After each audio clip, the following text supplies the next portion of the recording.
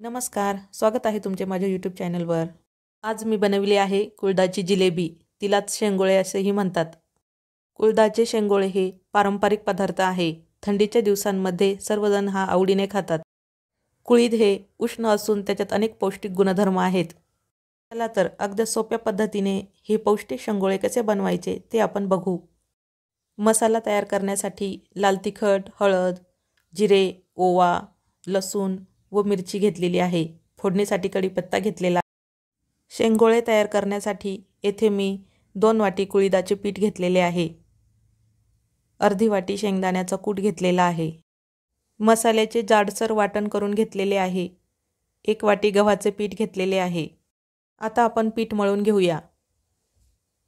येथे मी कुळदाचे पीठ, गव्हाचे पीठ, वाटलेल्या मसाल्यापैकी अर्धा मसाला मी या पिठात घालून घेणार आहे। उरलेला अर्धा मसाला मी फोडणीसाठी ठेवलेला आहे।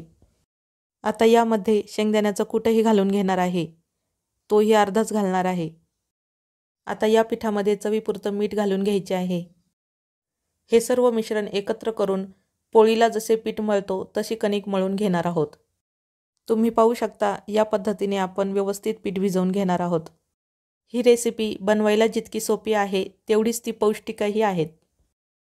तुम्ही पाहू शकता आपले पीठ व्यवस्थित मळून झालेले आहे। 15 मिनिटांसाठी असेच बाजूला ठेवून द्यायचे आहे। फोडणी देण्यासाठी येथे मी गॅसवर मोठे पातेले ठेवून घेतले आहे। त्यात जिरे मोहरे छान तडतडले की घेतलेला मसाला टाकून घ्यायचा आहे।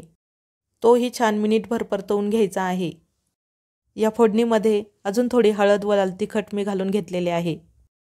1-2 मिनिटे छान परतवून झाल्यानंतर यात मी पाणी घालून घेणार आहे। यात मी जवळजवळ 3 ते 4 तांबे पाणी घालून घेतलेले आहे। चवीनुसार मीठ घालून घ्यायचे आहे व या मिश्रणाला छान उकळी येऊन द्यायची आहे। पाण्याला छान उकळी येईपर्यंत सर्व शेंगोळे आपण वळवून घेणार आहोत। या पद्धतीने छोटा गोळा घेऊन हाताने शेंगोळे वळवून घ्यायचे आहे। तुम्ही पाहू शकता या पद्धतीने सर्व शेंगोळे वळवून घ्यायचे आहे। इकडे पाण्याला छान उकळी आलेली आहे। आता आपण सर्व शेंगोळे पाण्यात सोडून घेणार आहोत। या पद्धतीने सर्व शेंगोळे पाण्यात सोडून घ्यायचे आहे। थंडीच्या दिवसात गरम गरम शेंगोळे खायची मजाच वेगळी असते। म्हणून तुम्ही देखील ही रेसिपी नक्की करून बघा। येथे मी पिठातला गोळा थोडासा बाजूला ठेवलेला होता। आता त्यामध्ये थोडे पाणी घालून चांगले मिश्रण करून घ्यायचे आहे। हे घट्ट झालेले पाणी आता शेंगोळ्यांमध्ये ओतून घ्यायचे आहे। असे केल्यामुळे भाजीला चांगला दाटसरपणा येतो। सर्व व्यवस्थित हलवून भाजीला छान उकळी येऊन द्यायची आहे। तुम्ही पाहू शकता आपल्या भाजीला छान उकळी आलेली आहे। गॅसची फ्लेम मध्यम आचेवर ठेवून 10 मिनिटांसाठी यावर झाकण ठेवून घ्यायचे आहे। 10 ते 15 मिनिटांमध्ये हे शेंगोळे छान शिजतात। यामध्ये राहिलेला शेंगदाण्याचा कूट घालून घेणार आहोत। तयार झाले आहे आपले गरमागरम शेंगोळे। हे तुम्ही असेच खाऊ शकता किंवा गरमागरम भाकरी, पोळी याच्यासोबत देखील खाऊ शकता। तुम्हाला ही रेसिपी कशी वाटली?